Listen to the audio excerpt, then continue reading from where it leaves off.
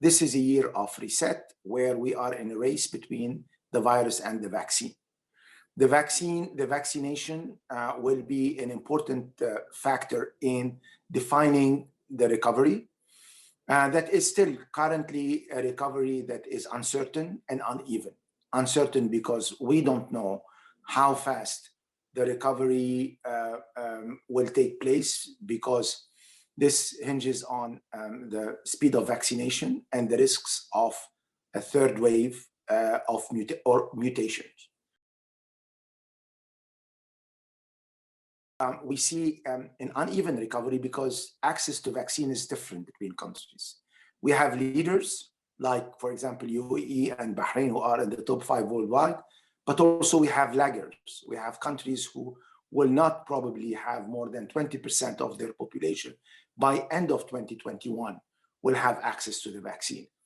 And our analysis is showing that the speed of access to vaccine could also accelerate the recovery. Therefore, the vaccine is very important. As you know, we are expecting for MENA this year a recovery of 3.1% after a recession last year of 3.8%.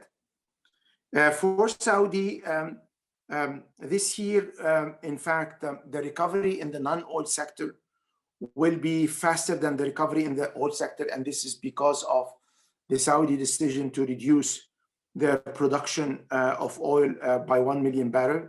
We expect this year that the Saudi economy will grow at a rate of 2.6%, coming from 3.9% last year.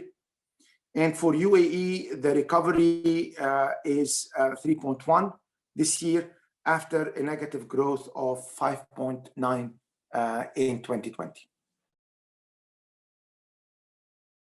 We project that almost all the countries in the region will recover in 2021. After a crisis like no other last year with a WM shock. Of course, the recovery will be different. Certain countries will recover the lost ground in 2021. Some will need 2022 to reach the level of 2019, and some will need more than that. What is needed for Iran is to address the social tensions or social issues by making sure that the social protection measures are geared toward protecting the most vulnerable groups. For Lebanon, 2020, Lebanon had a recession or contraction of 25% of GDP. But in the case of Lebanon, there is a huge deal of uncertainties because the outcome will depend on the speed of formation a cabinet and also the implementation of the reform package.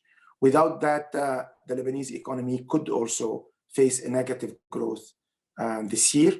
And this negative growth could reach a -9%.